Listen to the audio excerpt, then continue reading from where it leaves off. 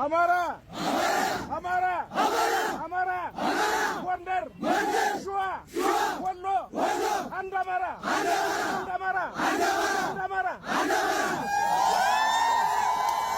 ወደ አዲስ አበባ ከየክልሉ ከየከተማው አስተዳደር የተጋበዙ ወይም ደግሞ ጥሪ የተደረገላቸው ከ80 እስከ 85 በመቶ የብልጽግና አባላት ወደ 5 በመቶ የሀገር ሽማግሌዎች ከወጣት ማህበራት ያው ወጣት ማህበራትም በአንድም ይሁን በሌላ የብልጽግና መዋቅር ውስጥ ነው ያሉት።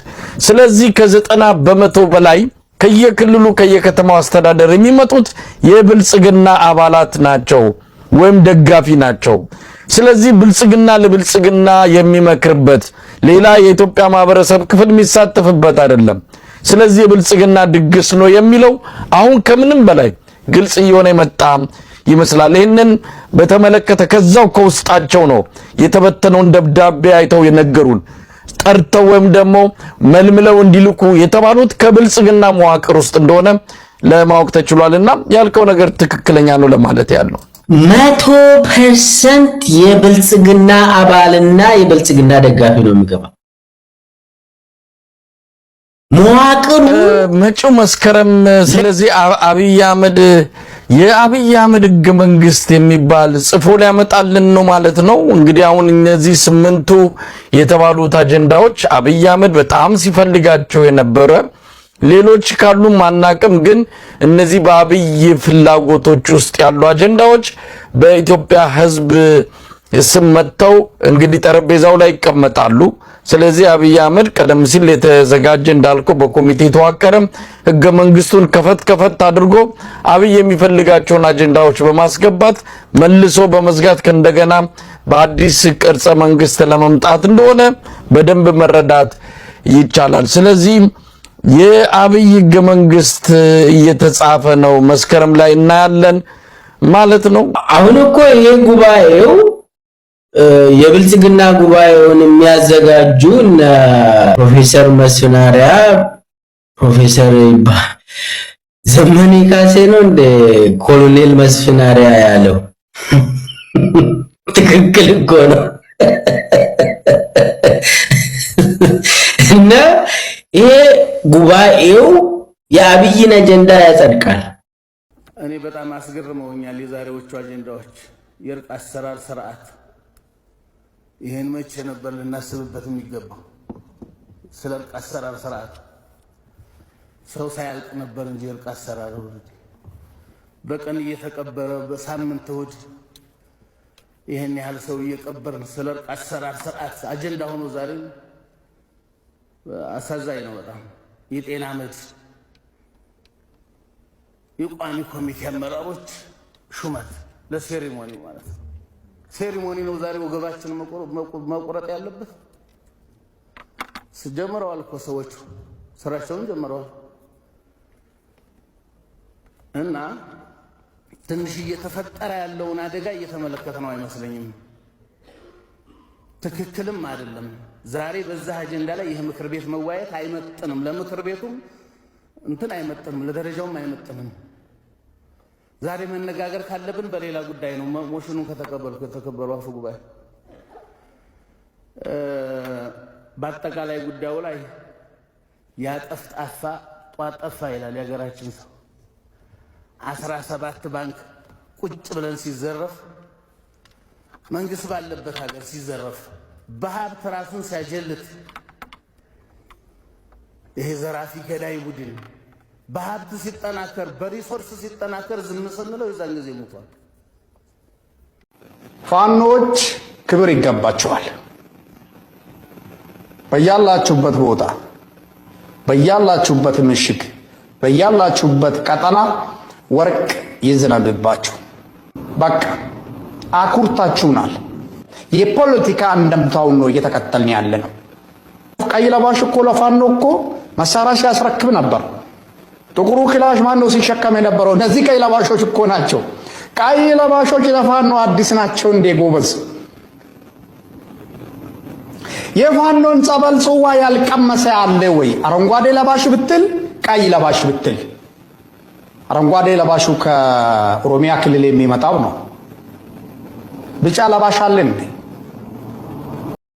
በእርግጠኝነት የምናገረው ነገር መሐመድ ተሰማ ከጎጃም አይወጣም የጊዜ ጉዳይ ካልሆነ በስተቀር ወይ ማረካል ወይ ደግሞ ከዛ አይወጣም።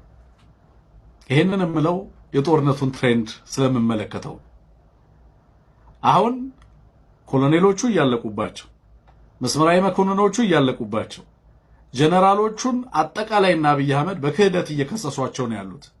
በዚህም ምክንያት ጦርነት በሚካሄድባቸው አካባቢዎች ላይ ግቡ መባላቸው አይቀርም ጀነራሎቹ አንሙት። ምክንያቱም ከሩቅ ሆናችሁ መረጃ እየሰጣችሁ የጦር መሳሪያ ርክክብ እንዲደረግ እያደረጋችሁ ያላችሁት እናንተ ናችሁ ተብለው መሐመድ ተሰማ እና አብይ አህመድ ሊረሸን የሚችልበት እድሉ በጣም እየጨመረ ነው የመጣው።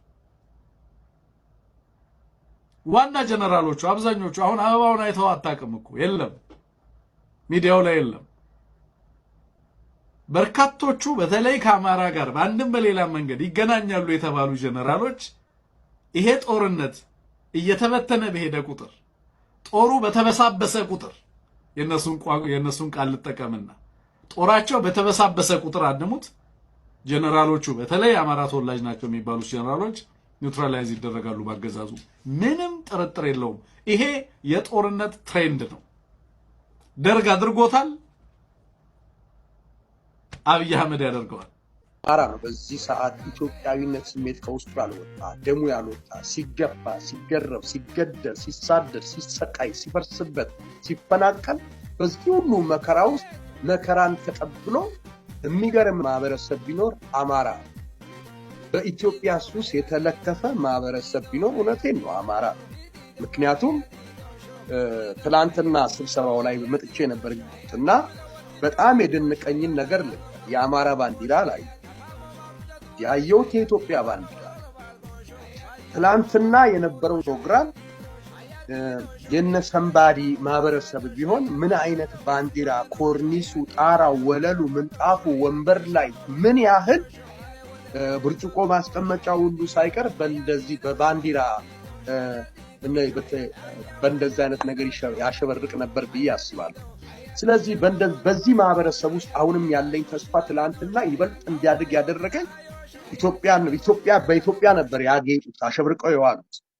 እዛ ቦታ ላይም ደስ የሚሉ ብዙ ማህበረሰብ መጥቷል።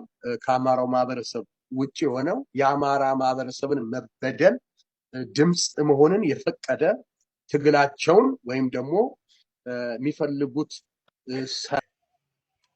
ሙኖት ነው የሚታረድ ብላችሁ አትጠይቁ።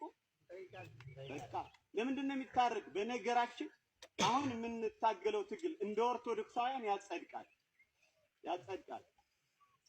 ገሎ የጸደቃለ በቤተ ክርስቲያናችን ነው የምነግራችሁ። ገሎ የጸደቃለ ጸልዮ ደግሞ የተኮነናል። አሁን ይሄ ይመስላል ገለህ መጽደቅ ጸልየህ መኮነን የሆነ ይሄ ትግል ገድለህ የምትጸድቅበት ነው። ለምን?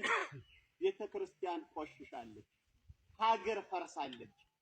ቤተ ክርስቲያን እኮ አብይ አህመድ ጫት ቅሞበታል አይደል? ወለጋ ላይ ሻሸመኔ ኪዳነ ምሕረት እኮ ቄሱ አረጋወይን የሚባለው አስረው በድንጋይ ሽንት ቤት አስበልተው ጎትተው